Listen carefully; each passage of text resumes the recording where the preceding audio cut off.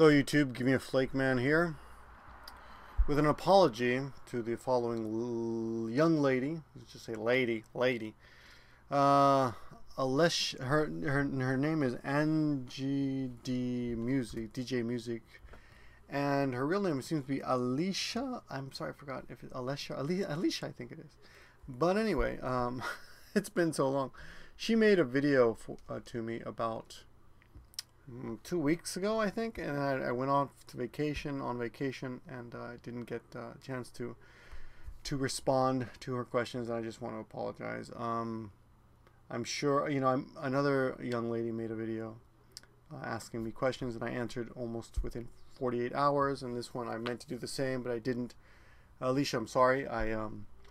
I've decided to show you I'm sorry and to pay for my irresponsible behavior by making my hair look stupid for this video. So I'll answer all your questions with a stupid hair, okay? Which my wife thinks looks pretty stupid too. So there we go. Okay, I'm gonna be dorky just for you, just to show you I'm sorry. Okay, so there we go. Now let's get on with the questions.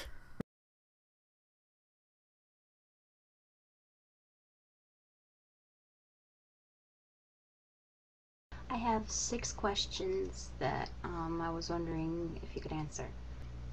Do you know who Gakto-san is? And if so, what do you think of him? The first question is about Gakto-san. Gakto is apparently a musician, a Japanese musician. I actually knew nothing about him. I'd heard the name a few times. Someone said something on 11 Colors' channel about Gakto. I thought he was an anime character at first, to be honest. So I don't really have an opinion. He's just he looks a little bit like Billy Idol, was my first impression. He has a kind of culture club presence, as in effeminate or non-gender specific. I heard a couple of his songs. He seems fine if you like that kind of music. I mean, I'd say definitely talented. I asked a couple students, and they say that he likes to walk around his house nude. I don't really have any, opinion. He's just another freak. Who, he's just another act, just another musical act, just like in the States, all over the world. We have these interesting people. Yeah, no opinion about it. Sorry, man. Sorry. Question number 2. I heard that Japanese have silent vowels in certain words. How can you tell the difference of which word's going to have a silent vowel and which one isn't? Actually, one of the reasons I delayed in making this video is because I really didn't know the answer to the second one about the silent vowels. I mean, the way I learned Japanese is listening and repeating. And, I like to say narau yori nareru. Narau means to learn. Yori means instead of or rather than. Sometimes it means from, but and nareru means get used to. Narau yori nareru basically means instead of learning, just get used to it. It's a literal translation. A lot of Japanese will translate that into practice makes perfect. Meaning, basically, the message being, instead of trying to study something specifically, just repeat it and you'll get it. You'll get it, and that's how kanji is often learned. But anyway, as for your question regarding silent, unvoiced, silent vowels, yeah, I think that's what it was, right? Definitely, off the top of my head, I could say, okay, arimasu and des at the end. These words are spelled su, and su arimasu is the spelling, and desu, but we rarely pronounce the u at the end. It's arimasu and des.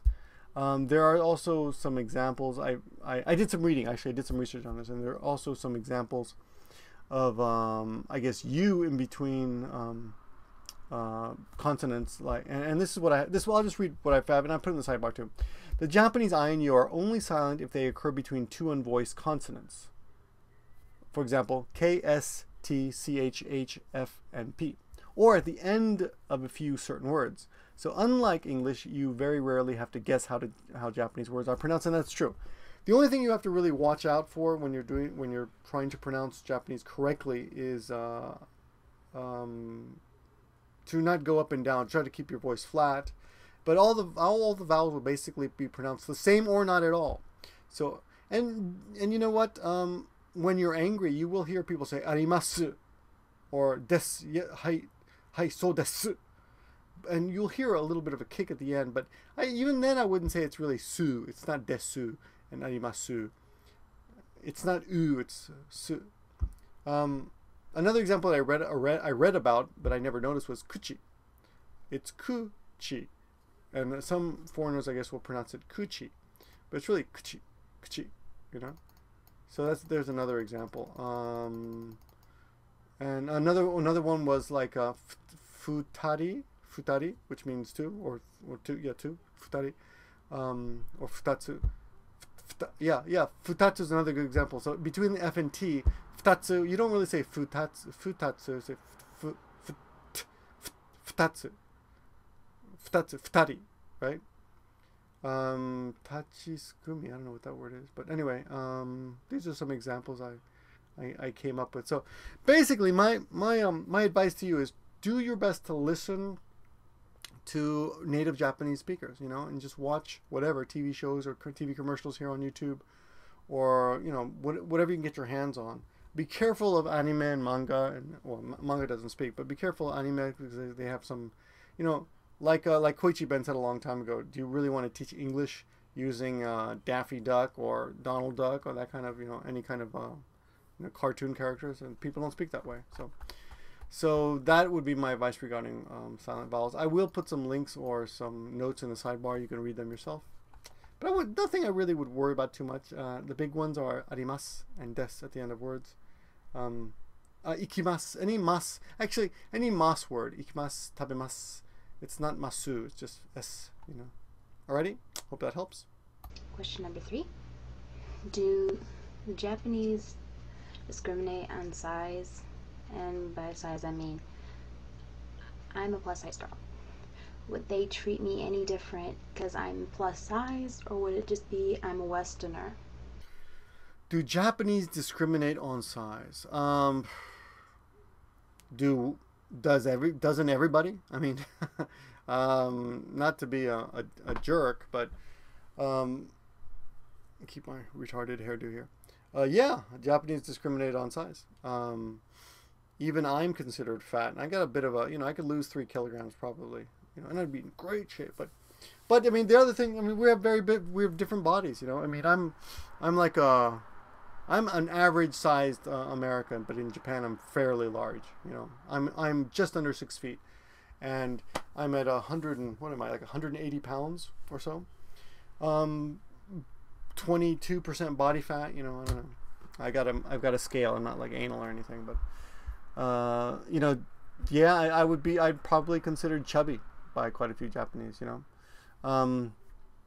But yeah, I would say yes. You know, better people to ask, and I'd love for them to do video responses. Hint, hint, would be people who've talked about it before. I know TKO Sam calls himself big in Japan. I think that's a pun on his size, but I'm really not sure.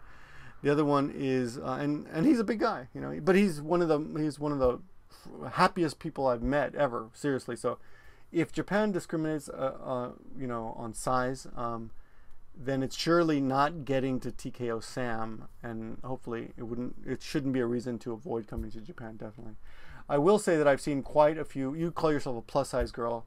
I've seen quite a few plus size women in Japan who have really cool looking Japanese boyfriends. So, you know, it's not, I don't think it's going to get in the way. There are a lot of guys who are going to like you regardless, you know. They can. You know, one thing I'm very interesting, I think, about Japanese that I've noticed is that you'll often see really beautiful people with really ugly people, and you know, from you know, not to be yeah, it's noticeable. I mean, it sounds strange that I would notice that, but I mean, you would notice. You'd like, wow, this is.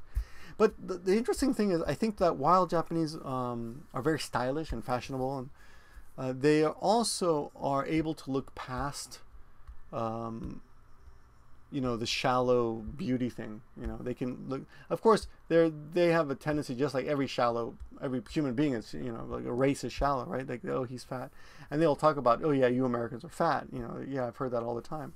Another person that maybe would give, who's done a blog about this before, is a chemist in Japan.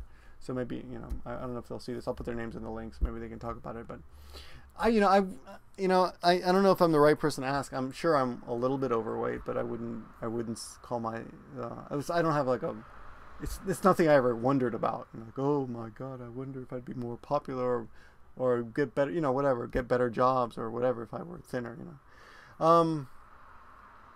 Yeah, so yeah, I would say most people in the world discriminate against people who are overweight, and you know, but what are you gonna do? You know, you can try losing the weight, but what I would say is don't let it get in the way of you coming to Japan if that's what you want to do. It's really, you know, I'm sure if you come over here, someone's gonna snicker and say, "Oh, fat girl," but so what? You know, there's gonna be a lot of people who are gonna love you regardless of the other people and their silly opinions, you know. So, you know, I'm sure.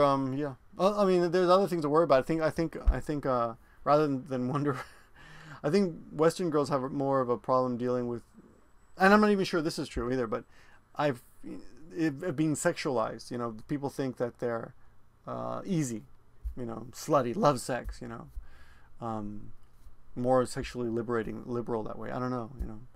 I don't know. That's a hard question, and I think that's something that reputation might precede Western women more.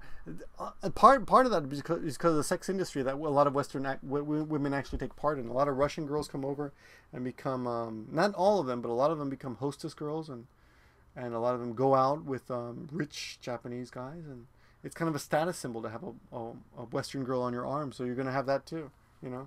Like, if anything, reverse racism. You're people who are going to be interested in you just because you are Western, you know, regardless of your size. Hope this helps. Question number 4. How hard is it to get a sponsor for a visa? And what I mean by visa, you know, how to be able to come live in Japan. I heard that you need a visa to live in Japan, and I keep getting two sides of the story. One side says if you have a degree, you can get a sponsor pretty easily. Others said that it's more strict now on what you can get sponsored for. So I was wondering, how hard is it? How do you do it? And all that junk. Okay, regarding the sponsor question, I get this question a lot. To be honest, it drives me kind of crazy because, you know, I've talked about this like 10 times, you know, in comments, and I've actually mentioned videos a couple times. If you go to Give Me a Flake Man and look up work in Japan, or type in the search engine of YouTube, Give Me a Flake Man and work in Japan, and you'll find a video called Want to Work in Japan, something like that. And I think I say, don't ask me. Of course, the rules I'm sure they've changed over the last 18 years. The last I heard, if you have a BA, you can probably get sponsored by an English school quite easily. Of course, it depends what city you're in. It's going to be much more competitive in Tokyo and Kyoto. I think a lot of people want to live there. It's a beautiful city. I can't say I wouldn't mind living there. It's a gorgeous, gorgeous city. But coffee today, drinking coffee at night, rare. But you know, one of the first questions people ask is, do you have a visa before they hire you? Because they don't want to be bothered sponsoring you, you know. But you can. Another option to coming over to this country. Well, first of all, the first option, if you're going to come over with a BA, I think you can get a visa sponsorship if you have a BA in anything. And I'm serious. It could be PE, or like I said before, picking your nose. Get a BA in picking your nose. From picking your nose university, you're going to get a job.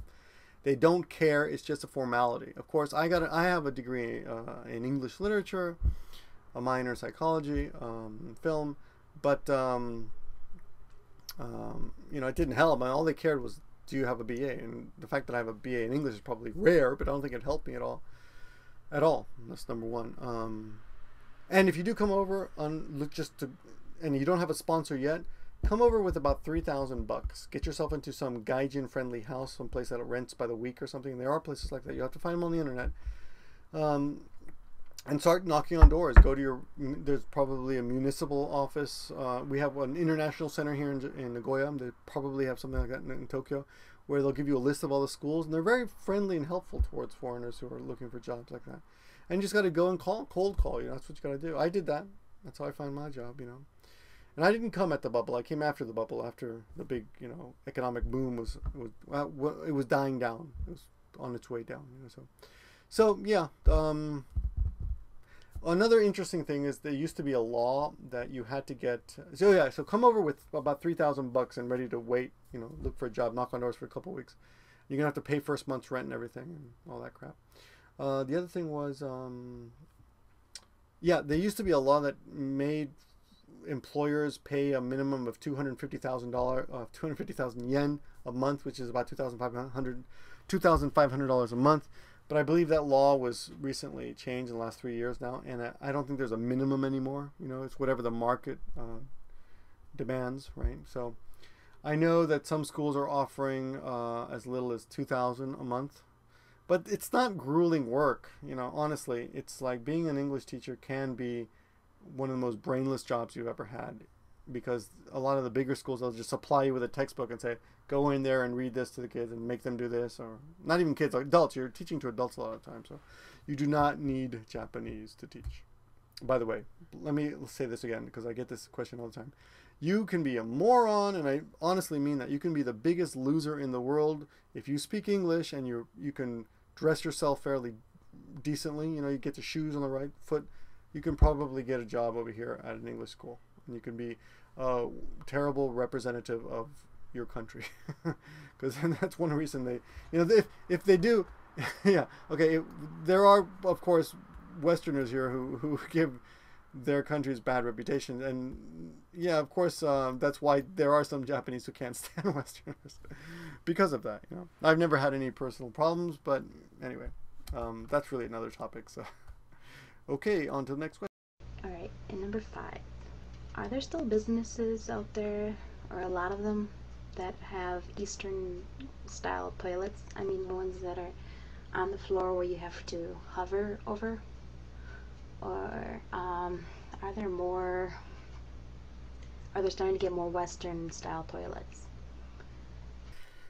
Oh, Alesha, I hate Japanese toilets. Okay, I just hate. I'm not a squatter type of guy. Okay, in the beginning, yeah, they were more squatter type toilets. Now I don't. I think there are very few. Usually, most new businesses will offer both. If anything, there will be an occasional izakaya, which is a kind of pub or restaurant bar, where you'll go to and they'll have a squatter type. And honestly, I can do it now, but in the past, I've actually had to remove my pants, like take them off, to make sure I don't screw up, because you don't want to miss and poop your pants or something, pee in your pants. So peeing was no problem, but you know what I'm saying. But anyway, yeah, I would say it's not really a problem these days, and the public toilets are really, generally speaking, really clean. So that's also a plus. So don't sweat the toilets. Don't be scared of the toilets. And remember, there's always a friendly Terminator toilets out there too. And if you don't know what I'm talking about, type in Terminator toilet and give me a break, man, and you'll know what I'm talking about. Of course, like you said at the beginning of this, my name is Alesha. How would they say my name in Japanese? Would it be Alesha, or would it be something completely different? Please, Victor, answer my questions. I'll be very grateful. Thank you. Bye-bye. In Japanese, the other day I was talking about David Bowie, and I wasn't sure how to spell it using Romaji. I can spell it in katakana now, David Bowie, but I'm not even sure how to spell it in English in Romaji. You got to sound it out. Like bikuta is one way. You could say bikuta, or you could say vikuta, because there are different, certain words can be pronounced different ways depending on what you're willing to put up to. And also, well, look at my name, Victor in English, but Victor in Spanish or Italian or something. So it really depends on your name too. Alesha, I'm betting, is pronounced different ways in different countries because it sounds like one of those international names. I would say your name is probably going to be pronounced Arisha. Arisha. No. Aribosha. Yeah. Arisha. Arisha-san, Arisha-chan. Okay, thanks for your questions. And again, I do apologize humbly for taking so long to answer these questions. I hope this was helpful to you and to other people. And I do welcome questions. Shorter is better, of course, because I can answer them quicker. and more videos coming soon. So thanks a lot for asking. Thanks again. I'm so sorry it took me so long to answer this, and thanks for watching always. Talk to you soon.